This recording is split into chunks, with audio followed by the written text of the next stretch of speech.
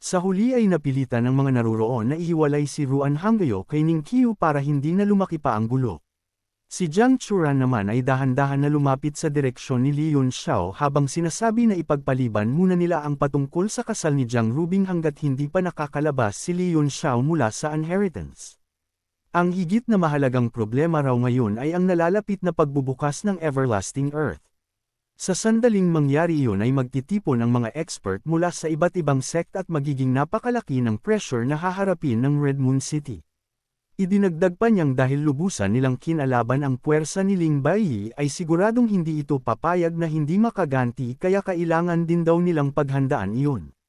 Ngumiti naman ng may pangungutya si Ruan Hangyo nang marinig ang patungkol doon at pagkatapos nun ay sinabi niyang hindi na nila kailangang mag-alala. Wala naman daw makakatalo sa lakas ni Ning Qiu at kahit si Ling Baiyi ay walang magagawa rito. At tutal si Ning Qiu naman daw mismo ang nagsabing pumunta si Ling Baiyi upang hanapin siya kaya kapag dumating ang araw na iyon ay siya na ang bahala rito. Wala naman naging tugon si Ning Qiu sa mga parinig sa kanya ni Ruan Hangyo habang si Jiang Churan naman ay kumunot ang noo dahil ayaw pa rin magpaawat ng kanyang asawa. Ipinaalala niya na sa ganitong panahon ay dapat magkaisa ang lahat kaya hindi sila pwedeng magtalo-talo. At kapag dumating nga raw si Ling Baiyi ay magiging kaaway ito ng buong Red Moon City at hindi lamang ni Ning Qiu. Isa pa ay hindi rin naman daw mali ang ginawa ni Ning Qiu kay Dongmen Yuan dahil ang pagpapataas sa imahe ng Red Moon City ay isa ring magandang bagay. Nagalit naman agad si Ruan Hangyo at hinarap si Jiang Churan sa mga naging katwiran nito. Tinanong niya kung bakit ipinagtatanggol pa rin ito si Ning Qiu sa kabila ng nagawa nitong magdala ng napakalaking kaaway para sa Red Moon City. Bumantong hininga naman si Jiang Churan bago sumagot na kahit wala raw ginawa si Ning Qiu ng mga panahon na iyon ay siguradong mapipilitan siyang lumabas para personal na asikasuhin si Dongmen Yuan.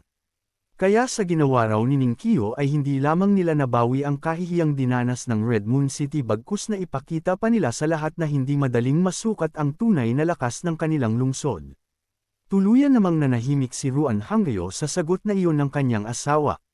Samantala ay hindi napigilan ni Ruan Yuanzi na yumuko at puno ng pagsisising inaming kasalanan niya ang lahat dahil sa kakulangan ng kanyang lakas.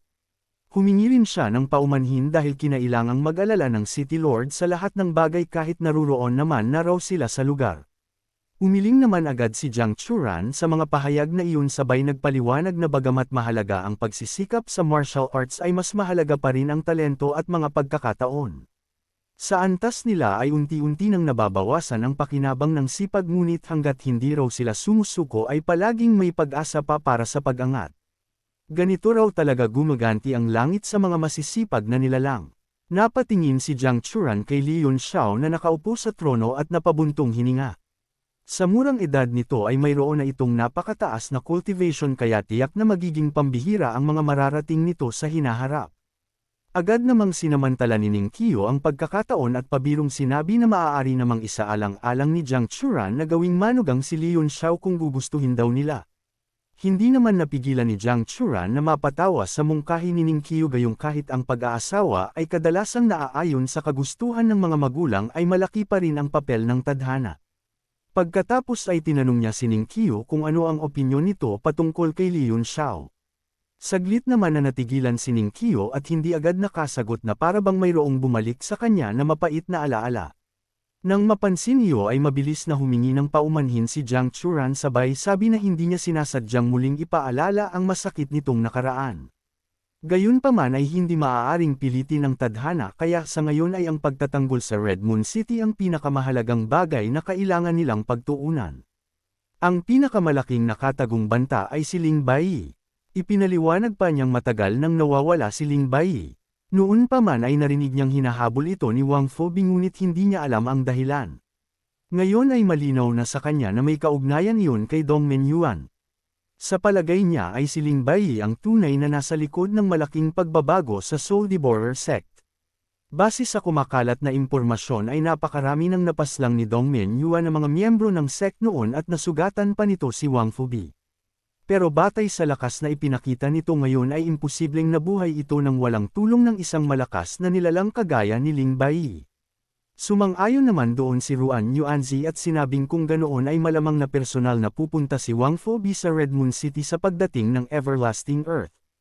Tumungo naman agad si Jiang Churan at sinabing ipapadala na niya ang isang liham kay Wang Fobi upang anyayahan itong pumunta sa Red Moon City. Una ay upang pag-usapan nila ang tungkol kay Dongmen Yuan at pangalawa ay upang magkaroon sila ng karagdagang tulong laban sa anumang hindi inaasahang pangyayari na dala ni Ling Bai. Naging kampante naman si Ruan Yuanzi sa narinig dahil kung may dalawang sect master na magtatanggol sa Red Moon City at idagdag pa ang lakas ni Ning Qiu na may kaparehong lakas ay magiging tila isang hindi matitinag na puwersa ang buong lungsod. Pahabol pa niya na kahit pa dumating si Ao Changkong na siyang pinakamalakas sa 10 Great Sovereign ay walang magagawa sa kanila kaya pwede na silang hindi mag-alala. Muli namang tumingin si Jiang Churan kay Li Yunxiao na nakaupo pa rin sa trono sabay inutusan si Ning Hangfeng bantayan ang lugar upang pigilan ang sinumang manggulo habang nagpapatuloy ang inheritance. Agad naman sumunod sa utos si Ning Hangfeng pero bigla na lamang sinabi ni Ning Qiu na napakaganda ng tanawin sa Bright Moon Pavilion kaya mananatili rin daw muna siya roon upang pagmasdan ang pambihirang pulang buwan. Nagulat ang lahat sa mga salitang iyon dahil malinaw sa kanila na gusto nitong personal na bantayan si Li Yunxiao. Hindi nila inasahang na ganoon kalaki ang pagpapahalaga ni Ning Qiu kay Li Yunxiao kaya lalo silang naging interesado sa kung ano ang relasyon nito dito. Nanunuya namang nagtanong si Ruan Hangyo kung wala bang tiwala si Ning Qiu sa lakas ng kanyang kapatid kahit pa kasama nito ang maraming Imperial Guard. Napangiti naman si Ning Qiu sa tanong at sinabing wala siyang alinlangan sa kakayahan ni Ning Hangfeng laban sa mga tagalabas. Ang inaalala lamang daw niya ay baka may isang babae sa lungsod na may mataas ang posisyon ang gamitin ang kapangyarihan nito upang gipitin si Ning Hangfeng. Ayaw niya raw umabot sa puntong magkagulo-gulo sila kaya mas mabuting siya na lamang ang magbantay kaysa magsisipa sila pare-parehas sa bandang huli. Sa mga pahayag na yun kahit hindi direktang pinangalanan ni Ning Qiu ang tinutukoy na babae ay malinaw na si Ruan Hangyo ang pinatatamaan niya kaya napangitngit na ito sa galit. Sumabat naman agad si Jiang Churan at mahinahon na nagwika na mabuti na rin daw ganito ang naging desisyon ni Ning Qiu dahil kung ganun ay makakapag-focus na si Ning Hangfeng sa seguridad ng buong lungsod. Pagkatapos sabihin ang mga huling mensahe na nais niyang ipabatid ay nagsimula na siyang maglakad palabas kasama ang iba pa. Pero bago tuluyang umalis ay malamig pa na tiningnan ni Ruan Hangyo si Ning Qiu dahilan para mag-alala na si Jiang Rubing. Lumapit naman si Ruan Yuanzi at nagpaalam din bilang pagpapakumbaba bago sila ng kanyang mga anak sabay-sabay na umalis. Samantala si Ruan Ziling na siyang pinakanabalisa sa kanilang lahat ay gulong-gulo na ang isip gayong nasayang ang pagkakataon niyang ipaalam ang nangyari sa labas ng Neon Rainbow Bridge kaya wala pang ibang nakaalam sa totoong sitwasyon. Alam niyang napakalaki ng kaguluhang may dudulot ng pagkawala ng Neon Stone kaya matagal na niyang gustong lumipad palabas ng lungsod upang siyasatin ang nangyari doon. Kung may nangyari nga sa Neon Stone ay napakalaki ng pananagutang haharapin niya at habang iniisip pa lamang niya iyon ay pinagpapawisan na siya ng malamig. Sa kabilang banda naman sa isang kagubatan sa labas ng Red Moon City ay may nangyayaring matinding labanan. Nagliparan ang mga ibon at nagtakbuhan ang mga mababangges na hayop na tila may kinatatakutan dahilan upang maging mabigat at nakakatakot ang dating tahimik na kagubatan. Isang anino ang mabilis na dumaan sa kagubatan at kabundukan. Sa loob lamang ng maikling sandali ay nakatawid ito ng daan-daang milya bago huminto sa tuktok ng isang napakalaking puno. Sa kailaliman ng kabundukan ay napakataas ng mga sinaunang puno na halos natatakpan ang sikat ng araw. Sa tabi ng sapa ay may isang dambuhalang unggoy na may naramdamang panganib kaya malakas itong umatungal habang sumusugod pa sulong. Gayunman ay napakabilis ng nilalang nakaharap nito at iyon ay walang iba kundi si Lu Xindian na hindi nagpakita sa Bright Moon Pavilion. Magaan siyang tumalon at mabilis na umiwas sa palihis na direksyon para umatake. Pagkatapos ay seryoso niyang sinabi na isa nga itong bloodline atavism. Sa madaling salita ay nagmula raw sa Holy Region si Wen Lin at walang duda doon. Dahan-dahan siyang lumutang sa ere at iwinagayway ang mahabang sibat sa kanyang kamay.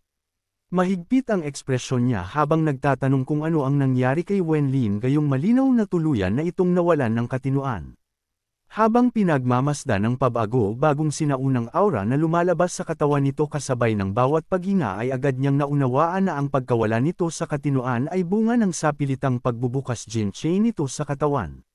Dahil dito ay nagpasya siyang alamin mismo ang tunay na nangyayari sa gene chain sa loob ng katawan ni Wenlin gayong wala naman ng paraan pa para ito'y mailigtas. Sa sumunod na sandali ay sumugod si Lu Xindian na tila naging isang agresibong dragon sa himpapawid. Kasabay nito ay nagbago ang Bright Moon Spear sa kanyang kamay at naging isang dambuhalang lumalangoy na dragon na bumagsak mula sa kalangitan. Napakalakas ng aura na lumalabas sa atake niya dahilan upang sabay-sabay na nadudurog ang buong kagubatan. Nang tamaan naman si Wenlin ay agad itong napaurong pero mabilis din itong nakabawi na parang walang nangyari. Kasunod nun ay hinuli ng buntot nito si Lu Xindian dahilan para hindi ito makagalaw sa kanyang kinatatayuan. Hindi naman nag-atubili ang dambuhalang unggoy na si Wenlin at agad na umatungal ng buong lakas bago sumugod pasulong habang buong puwersang ipinukol ang gigantic niyang kamao. At hindi nagtagal ay tumama ng buong buo ang atake niya kaya napinsala ng husto si Lu Xindian sabay napasukan ng maraming dugo. Doon nagsimulang maguluhan si Lu Xindian dahil bigla na lamang lumakas si Wenlin na parabang nabuksan na naman ang isa sa mga gene chain nito.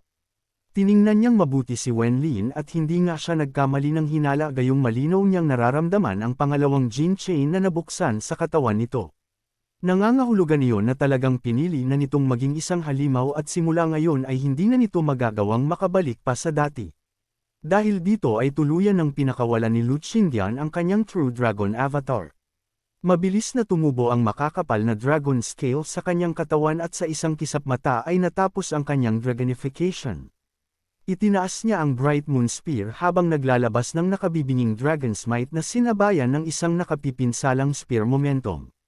Pero bagamat bahagyang nanginginig ang dambuhalang unggoy na si Wenlin sa ilalim ng napakalakas na dragon pressure ay hindi pa rin ito umatras.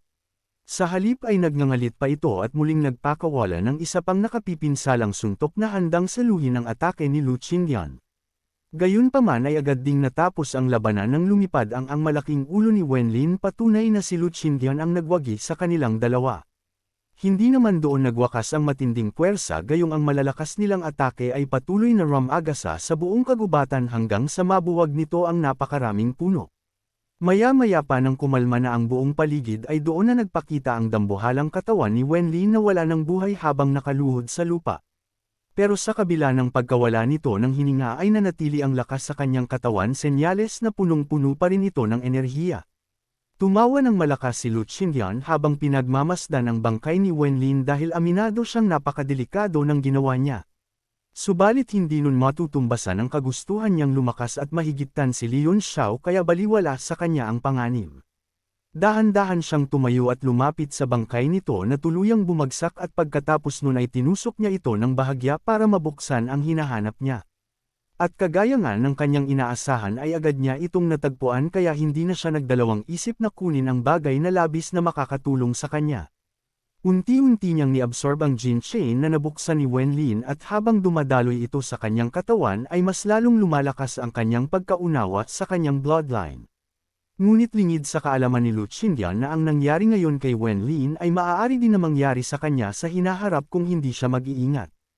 Ang landas na tinahak nila ay walang pinagkaiba kaya kahit taglay niya ang malakas na bloodline ay kaakibat nun ang matinding problema sa hinaharap. Samantala pagkatapos ng pagtitipon ng mga prodigy sa Red Moon City ay mabilis na kumalat sa buong lungsod ang balita tungkol sa naging labanan ni Naning Qiu at Dongmen Yuan. Bawat sulok ng syudad ay puno ng iba't ibang kwento at tsismis. May nagsasabing isa umanong beast tamer si Ning Qiu na kayang kontrolin maging ang mga demon pigeon upang lumaban. Ang iba naman ay nagkukwento ng kung ano-anong bersyon na lalo lamang lumalayo sa katotohanan. Habang lumalala ang usap-usapan ay kung ano-anong haka-haka na ang lumitaw. May ilan pang naniwalang kalahating demonyong kalapati si Ning Qiu na palihim na pinalaki ng Red Moon City. Bagamat halatang kathang-isip lamang ang mga kwentong iyon ay walang tigil pa rin ang mga tao sa pagpapalitan ng mga balita. Kasabay nito ay naging sentro rin ng usapan ang biglang pamumulan ng buwan dahil senyales iyon na malapit nang bumukas ang isa sa 4 na secret realm ng kontinente. Dahil dito ay inaasahan ng lahat na dadagsa ang mga expert at malalakas na cultivator sa Red Moon City sa mga susunod na buwan.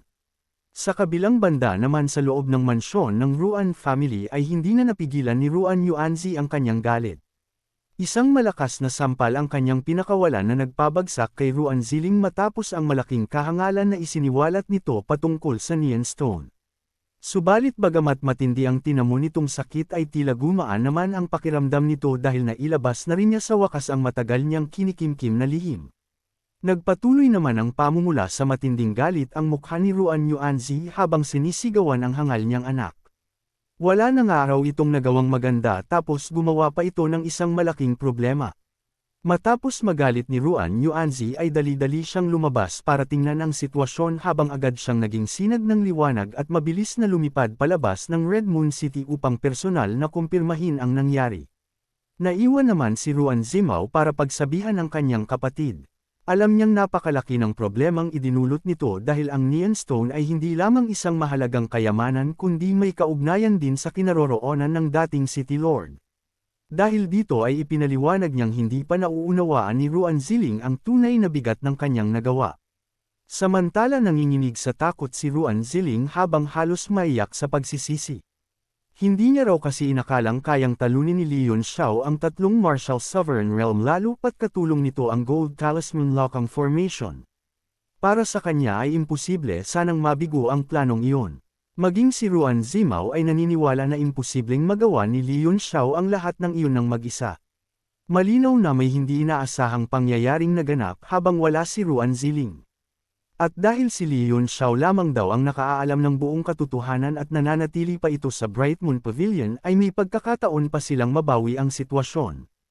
Pagkatapos ang ilang sandali ng pakikipag-usap ay nagpaalam na rin si Ruan Zimao at bago siya umalis ay inutusan niyang manatili na lamang si Ruan Ziling sa loob ng mansyon habang ang kanilang ama na ang magpapasya sa susunod nilang hakbang. Wala namang naisagot si Ruan Ziling gayong tuluyan nang umikot ang kanyang paningin kaya hindi na siya nakapag-isip pa. Hindi naman na iyon pinansin pa ni Ruan Zimao bagkus nagmamadali na lang siyang lumipad patungo sa kanyang silid para makapaghanda sa arena tournament. Pagsapit ng ikalawang araw ay naging napakatahimik ng mga lansangan ng Red Moon City. Halos lahat ng tao ay nagtipon sa pinakamalaking lugar ng lungsod upang saksihan ang pinakahihintay na arena tournament para sa pagpili ng mapapangasawa ni Jiang Rubing. Nababalot ng mapupulang decoration ang buong syudad. Ang magkabilang gilid ng mga lansangan ay puno ng naggagandahang rosas na patuloy na pinaglalaroan ng malamig na simoy ng hangin habang ang kanilang halimuyak ay kumakalat sa buong paligid. Maging ang mga tindahan, kabahayan at mga puno ay pinalamutian ng pulang sutlang laso. Lahat naman ng Imperial Army ay ipinakalat upang mapanatili ang kaayusan habang walang katapusang dumadagsa ang mga tao na sabik masaksihan ang pambihirang paligsahang iyon.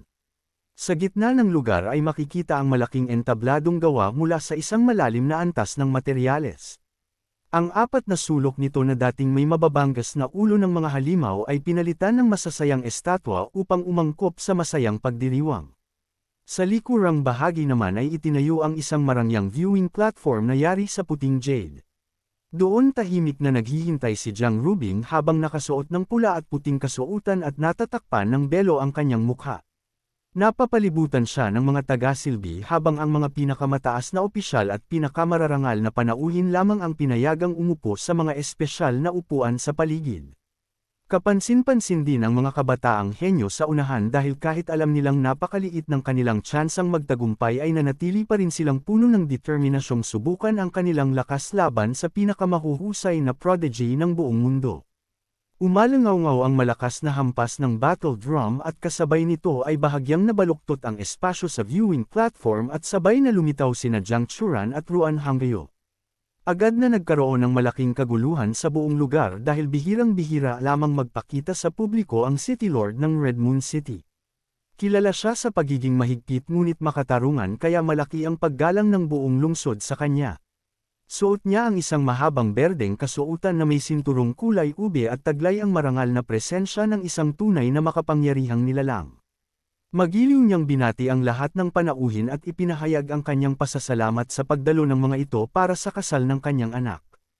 Ipinaalala rin niyang matagal nang naipahayag ang mga patakaran ng paligsahan kaya wala na siyang idedagdag pa at opisyal na niyang sinisimulan ang kompetisyon. Kasunod nito ay muling yumanig ang espasyo sa ibabaw ng arena at lumitaw ang isang lalaking nakasuot ng kulay berdeng nakasuotan. Siya si Jiang Billy ang itinalagang tagapangasiwa ng buong paligsahan at siya ring magpapasya sa magiging resulta ng bawat laban. Pagkatapos niyang ipahayag na maaari nang umakyat sa entablado ang lahat ng nagnanais lumahok ay biglang natahimik ang buong arena. Sa kabilang banda naman ay walang naging reaksyon si Jiang Rubing sa lahat ng mga nangyayari na para bang tuluyan na siyang nawalan ng emosyon. Lumipat ang tagpo sa isang bahay aliwan at doon ay may isang nilalang na walang tigil na umiinom ng alak. At nang maubos niya ang alak ay malungkot niyang sinabi na ngayon daw ay nauunawaan na niya kung bakit tinawag ito ng kanyang master na drunken forgetting sorrow. Ang nilalang na ito ay ang tunay na si Jiang Rubing at lingid sa kaalaman ng lahat na tumakas na naman siya para iwasan ang puwersahang pagpapakasal sa kanya ng kanyang mga magulang. Sa harap naman niya ay may bigla na lamang umupo na mga nilalang at nakakaloko siya nitong mga tinawanan. Ang nakiupo na mga nilalang ay sina Demon Lord siyang kasama ang hangal na si Tang Jia ng The Four Extreme Sect. Malinaw na palihim silang pumasok sa Red Moon City at mukhang may balak na naman silang gawin na malaking kaguluhan.